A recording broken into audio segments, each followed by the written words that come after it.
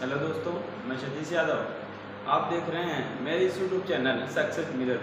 जैसा कि दोस्तों जानते हैं, मैं आपके लिए कम समय में अच्छी जानकारी के लिए वीडियो लाता हूं।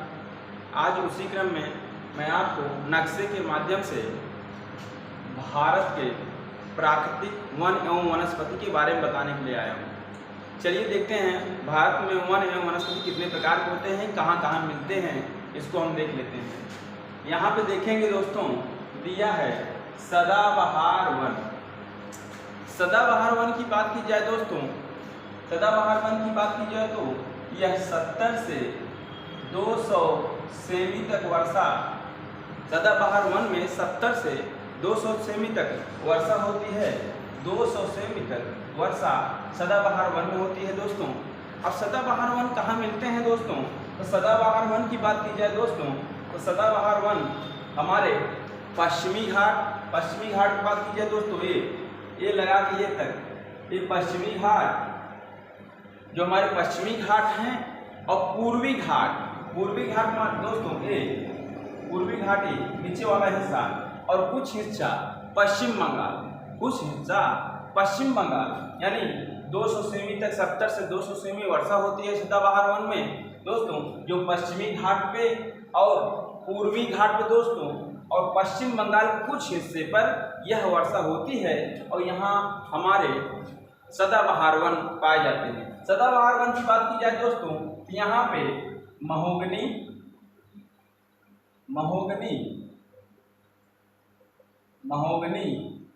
बांस, रबड़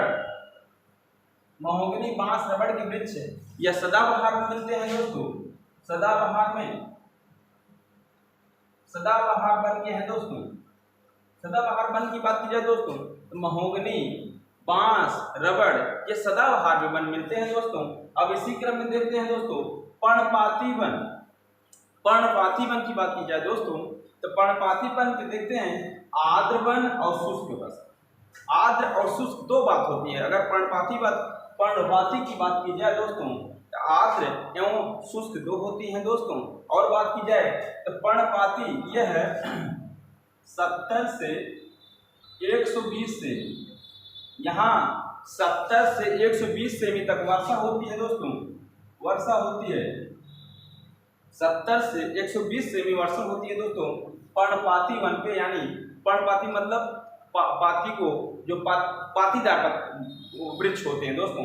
अगर इसकी बात की जाए तो हमारे भारत में सबसे ज्यादा पर्णपाती वन पाए जाते हैं दोस्तों। ये देख रहे हैं ना, ये सब हिस्सा, यह सब पर्णपाती वन का हिस्सा है दोस्तों। ये सब पर्णपाती के वन का हिस्सा है। इसमें दोस्तों कुछ वन हैं जो आर्द्र होते हैं और कुछ शुष्क होते हैं। शुष्क और आर्द्र वन की बात की जाए दोस्तों, तो जो वन आर्द्र वन उसे ही कहेंगे जो वन हमारे तटीय वन होते हैं, तट पे वन जो मिलते हैं, तट पे वन, वो हमारे आर्द्र वन होते हैं दोस्तों। आर्द्र वन की बात की जाए दोस्तों, आर्द्र वन में 70 से 200 सेमी तक वर्षा मिल जाती है, और शुष्क में 70 से 120 सेमी तक वर्षा मिल जाती है। यह आर्द्र और शुष्क वाले पर्णपाती वन है दोस्तों। यह यहाँ पे सबसे महंगी किस्म के वृक्ष मिलते हैं। जैसे दोस्तों सागवन, शीशम, यह वृक्ष सब इसमें मिलेंगे दोस्तों पर्णपाती वन में दोस्तों सागवन, शीशम जो महंगे वृक्ष हैं वो वृक्ष मिलेंगे हमें पर्णपाती वन का। और जो भारत का सबसे ज्यादा हिस्सा पर्णपाती है दोस्तों। बात की जाए इसको सदाबहार बताए हैं आपको, सदाबहार वन, यहाँ भी सदाबहार वन। और पर्णपाती की बात की जाए दोस्तों, तो सबसे बड़ा हिस्सा ये पर्णपाती वन। इसमें दो प्रकार के शुष्क हो गया दोस्तों और आर्द्र हो गया। इसी क्रम में दोस्तों देखते हैं पर्वतीय वन की बात की जाए दोस्तों, तो पर्वतीय वन पे वर्षा कम होती है दोस्तों। यहाँ वर्षा 70 से, यहाँ बात की जाए दोस्तों, यहाँ वर्षा की बात ही नहीं की जाती। पर्वतीय वन पहले देख लेते हैं कहाँ पे है। पर्वतीय वन की बात की जाए दोस्तों, यह उत्तर में ये सब पर्वतीय वन है दोस्तों। ये पर्वतीय वन यह पर्वत क्षेत्र है दोस्तों, जो ये हमारा पर्वत क्षेत्र फैला हुआ है। देखिए ये पर्वत क्षेत्र फैला हुआ है, और ये पर्वत क्षेत्र फैला है कहाँ से? जम्मू कश्मीर, हिमाचल प्रदेश, उत्तराखंड, सिक्किम, अरुणाचल प्रदेश दोस्तों, अरुणाचल प्रदेश। पर्वतीय वन की बात की जाए, ये हिस्सा ऊपर वाला सब हिस्सा पर्वतीय वन है, पर्वतीय वन है दोस्तों। पर्वतीय वन की बात की जाए, जम्मू कश्मीर, हिमाचल प्रदेश, उत्तराखंड, सिक्किम और अरुणाचल प्रदेश है दोस्तों। यहाँ बात की जाए, यहाँ जो वृक्ष मिलते हैं ये शंकुधारी वृक्ष होते हैं। शंख मतलब दोस्तों इस तरह के वृक्ष मिलते हैं, इस तरह के वृक्ष मिलते हैं। कारण है दोस्तों, इस तरह के वृक्ष मिलने का कारण क्या है दोस्तों? इस तरह के मिलने का कारण दोस्तों क्या है, जो पर्वतीय वन है यहाँ बर्फबारी होती है दोस्तों, और बर्फबारी होती है तो यहाँ वृक्ष ऐसे होते हैं कि बर्फ ऊपर गिरे जिससे नीचे हो जाए। इस तरह पेड़ यहाँ पौधे मिलते हैं, जिसे शंकुधारी भी वन कहते हैं दोस्तों।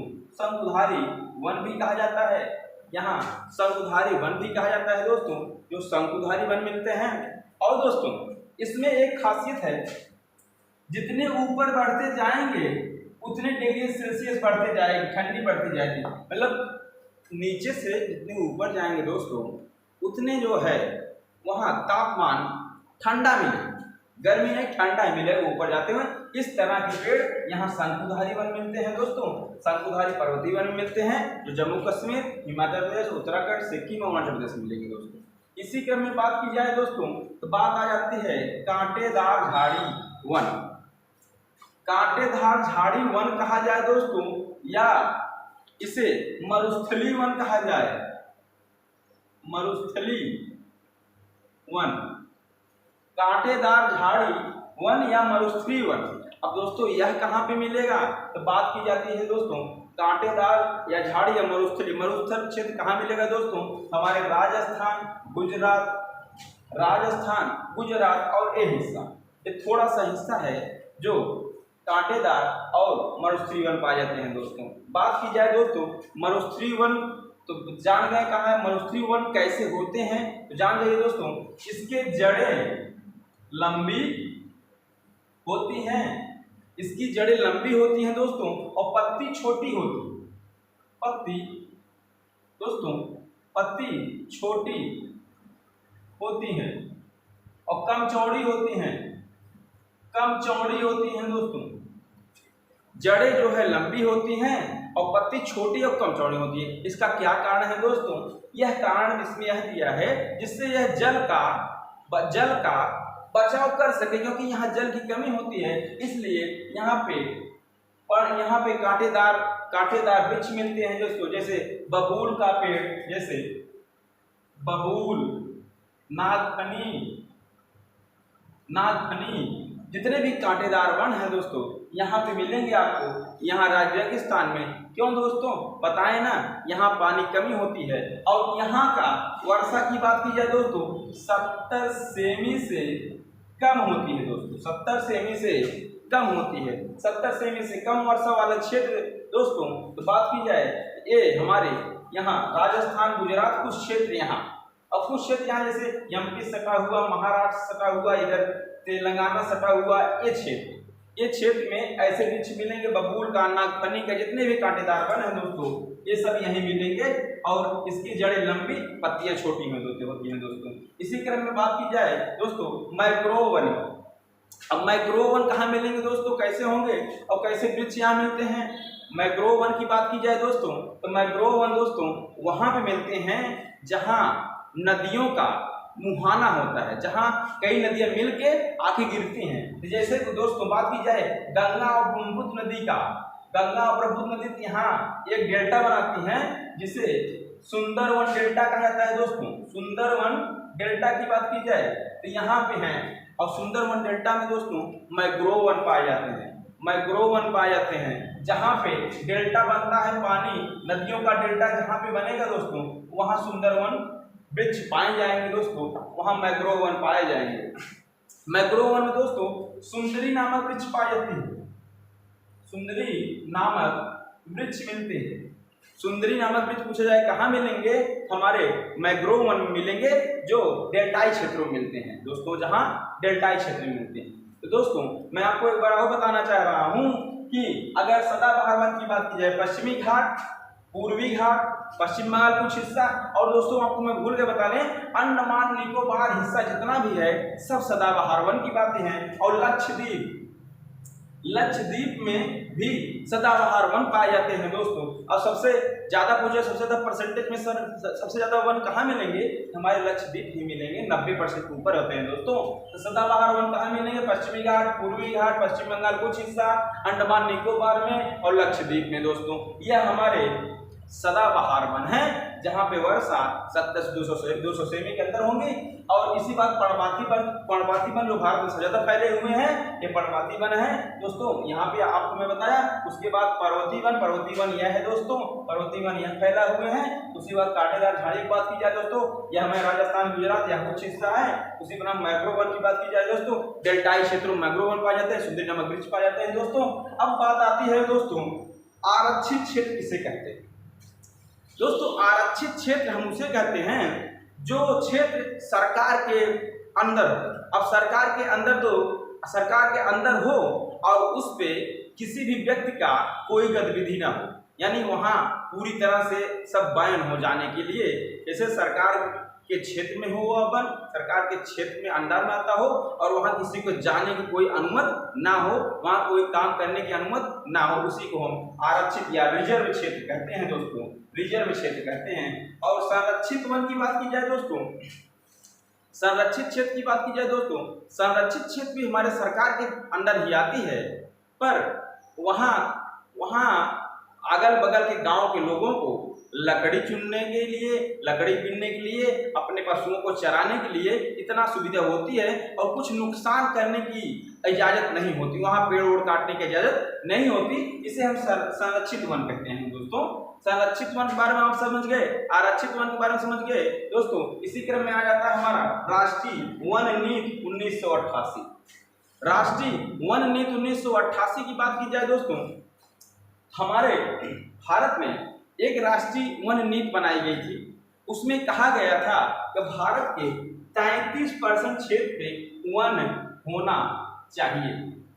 और अभी जो सर्वे हुआ है जल्दी दोस्तों, 2021 का सर्वे या 19 का सर्वे, 2021 के सर्वे में बताया गया है भारत में 24.52% वन क्षेत्र है। और राष्ट्रीय वन नीति के हिसाब से कितना रहना चाहिए दोस्तों, 33% वन क्षेत्र रहना चाहिए दोस्तों। तो यह था दोस्तों, देख लीजिए, इसको एक बार दोहरा लीजिए, सेशन बड़ा हो रहा है दोस्तों। आप अच्छे से एक बार दो बार नक्शे से आप समझ सकते हैं कहाँ पर्णपाती वन है, कहाँ सदाबहार वन है, कहाँ पे शुष्क वन, कहाँ पे आर्द्र वन, कहाँ पे कांटेदार पहाड़ी है, कहाँ पर्वतीय वन है दोस्तों। इसी क्रम में इसलिए आपको नक्शे के माध्यम से लाया हूँ दोस्तों। अच्छा लगा हो तो दोस्तों लाइक से सब्सक्राइब कीजिए। जय हिंद दोस्तों।